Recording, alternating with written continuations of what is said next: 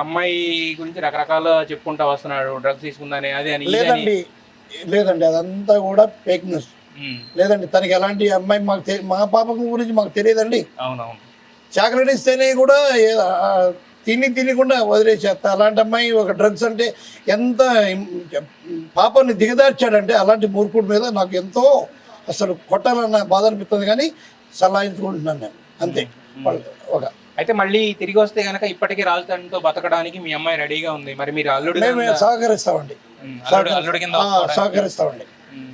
అమ్మా, ఈ కేసు పరంగా మీరు ఇప్పటికే చాలా న్యాయ పోరాటం చేశారు. ఏం జరుగుతుందని చూస్తున్నాం. ఫైనల్‌గా మీరు ఈ కేసు గురించి మీ అమ్మ నాన్నలు కూడా ఉన్నారు గదా! వీళ్ళు మీకు ఇప్పటికైనా సపోర్ట్ ఇవ్వడానికి మీ ముందుకొచ్చారు. మీకు జరిగిన లాస్ట్ అన్నీ చూసి కూడా.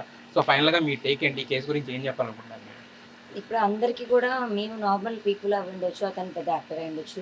బట్ మేమంతా ఉన్నది అతను యాక్టర్ అవ్వక ముందు నుంచి. అతను కూడా నార్మల్